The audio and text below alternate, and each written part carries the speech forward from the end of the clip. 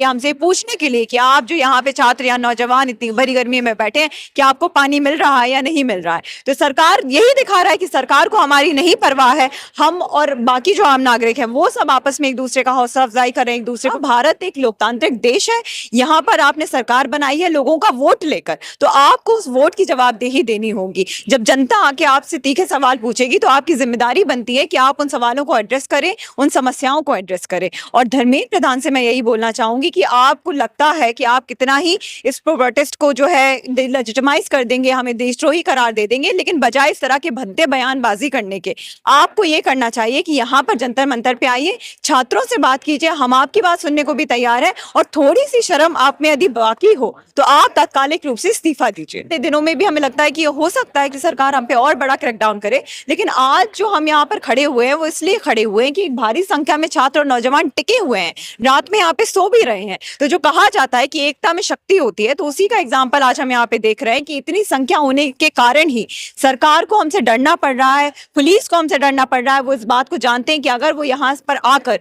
किसी एक छात्र को अरेस्ट करेंगे, किसी एक छात्र को डिटेन करेंगे, तो उसके बदले यहाँ पे और हजार छात्र देश के अलग अलग हिस्सों से आके खड़े हो जाएंगे। भीतर गुस्सा था, वो आज गुस्सा फूट कर निकल रहा है, और मुझे लगता है कि वो गुस्सा तब चलता रहेगा जब तक सरकार की जवाबदेही सुनिश्चित नहीं हो रही होती है। तो इस तरह का जो पूरा करप्ट सिस्टम चल रहा है, जो भ्रष्टाचार चल रहा है, मुझे लगता है कि आज जनता उससे धीरे धीरे अवेयर हो रही है, और आने वाले समय में जो आज जनता मंतर पे आप प्रोटेस्ट देख रहे हैं, इसे और बड़े नेशनल लेवल पे भी देखेंगे। पूरा देश भर में चलेगा क्या? बिल्कुल चलेगा। आप देखिए कि 6 तारीख से प्रोटेस्ट शुरू हुआ, तमाम तरह के नैरेटिव फैलाए गए कि अरे प्रोटेस्ट में बहुत कम लोग आ रहे हैं, ये मूवमेंट एकदम ठप चल रहा है, इस तरह के नैरेटिव फैलाए गए। पुलिस और सरकार की तरफ से भी इसको दबाने की बहुत कोशिशें की गई, लेकिन उसके बावजूद इतने लोग यहाँ पे डटे हुए हैं, खड़े हुए हैं अभी भी। तो ना सिर्फ दिल्ली में, आप देखिए कि पिछली 6 तारीख को जब पहला कॉल सीजेपी के प्रोटेस्ट का गया था, उसके बाद से देश भर के अलग अलग हिस्सों में, लखनऊ में भारी संख्या में छात्र सड़कों पर उतरे, वहां पर उन्होंने प्रोटेस्ट किया। हैदराबाद हो गया, जयपुर हो गया, बेंगलोर हो गया,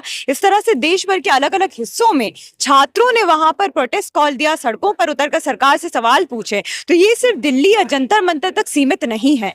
आज जो आप यहाँ पे संख्या देख रहे हैं, ये इसलिए है कि पिछले 10 सालों से जो लगातार पेपर लीक हो रहा है, जो भ्रष्टाचार शिक्षा में बढ़ता जा रहा है, उसके खिलाफ जो लोगों के भीतर गुस्सा था, वो आज गुस्सा फूट कर निकल रहा है। और मुझे लगता है कि वो गुस्सा तब तक चलता रहेगा जब तक सरकार की जवाबदेही सुनिश्चित नहीं होती। देखा जा रहा और मुद्दा यदि होता है कांग्रेस का, तो अभी तक मतलब डिटेन कर लिया होता, लेकिन छात्रों का मुद्दा तो अभी तक कोई एक्शन सरकार नहीं लिया है। तो इसका मतलब देखिए, सरकार की तरफ से कोशिशें तो बहुत की गई। जब हम पहले दिन आए तो हमसे यही बोला गया कि आपका जो आंदोलन है वो संवैधानिक है, आप यहाँ से हट जाइए। पानी रोकने की कोशिश की जाती है, कभी खाना रोकने की कोशिश की जाती है, इतना बैरिकेडिंग लगाकर लोगों को एंट्री में परेशान किया जाता है। तो इस तरह की तमाम कोशिशें बीच बीच में सरकार करती है, और आने वाले दिनों में भी हमें लगता है कि हो सकता है कि सरकार हम पे और बड़ा क्रैकडाउन करे। लेकिन आज जो हम यहाँ पर खड़े हुए हैं वो इसलिए खड़े हुए हैं कि एक भारी संख्या में छात्र और नौजवान टिके हुए हैं, रात में यहाँ पे सो भी रहे हैं। तो जो कहा जाता है कि एकता में शक्ति होती है, तो उसी का एग्जाम्पल आज हम यहाँ पे देख रहे हैं कि इतनी संख्या होने के कारण ही सरकार को हमसे डरना पड़ रहा है, पुलिस को हमसे डरना पड़ रहा है। वो इस बात को जानते हैं कि अगर वो यहाँ पर आकर किसी एक छात्र को अरेस्ट करेंगे, किसी एक छात्र को डिटेन करेंगे, तो उसके बदले यहाँ पे और हजार छात्र देश के अलग अलग हिस्सों से आके खड़े हो जाएंगे। इसलिए हमारा ये आंदोलन जो है वो अभी भी जिंदा है। इतनी गर्मी है, धूप है, बारिश भी हो रहा, तो कहीं आपको तकलीफ तो नहीं? कोई पूछने आता कि आप खाए क्या नहीं खाए, रात में कैसे खाना पीना हो रहा है? देखिए, बिल्कुल सही बात आप बोल रहे हैं कि यहाँ पे इतनी गर्मी चल रही है, बारिश भी हो जा रही है, और हम पे जो नैरेटिव लगाया जा रहा था शुरू से कि बाहर से फंडिंग आ रही है, तो उसमें भी आप देखिए कि यहाँ जो लोग मौजूद हैं वो लोग आके हमारे खाने का इंतजाम कर रहे हैं, हमारे पीने की व्यवस्था कर रहे हैं। और बहुत अलग अलग, जो कहा जाता है कि हिंदुस्तान अलग अलग मजहबों का देश, अलग अलग संस्कृतियों का देश है, तो वो यूनिटी एंड डाइवर्सिटी आप इस जनता मंतर पे देख सकते हैं। कभी हमारे सिख भाई हमारे लिए लंगर लेके आ रहे हैं, कभी हमारे मुसलमान भाई हमारे लिए खाना लेके आ रहे हैं, आज एक एडवोकेट सर हमारे लिए खाने की व्यवस्था करके गए। तो ये देश के अलग अलग हिस्सों से, अलग अलग तबकों, अलग अलग वर्गों से आने वाले लोग इस मूवमेंट को सपोर्ट कर रहे हैं। जो फाइनेंशियल हेल्प हमें जरूरत हो रही है वो हमें दे रहे हैं, और यहाँ मौजूद हर व्यक्ति को 3 टाइम दिन का खाना मुहैया हो पा रहा है। ये इसलिए हो पा रहा है क्योंकि हमें इस तरह का सपोर्ट मिल रहा है पब्लिक के द्वारा। और वहीं दूसरी ओर, जो सरकार को चुनकर भेजा गया था मंत्रालय बनाने के लिए, जो सरकार को इस देश का एक एक व्यक्ति ने वोट दिया है, वो सरकार आज पूरी तरीके से मुकर रही है अपनी जिम्मेदारियों से, और वो बिल्कुल भी तैयार नहीं हमसे आके बात करने के लिए, हमसे पूछने के लिए कि आप जो यहाँ पे छात्र या नौजवान इतनी भरी गर्मी में बैठे हैं,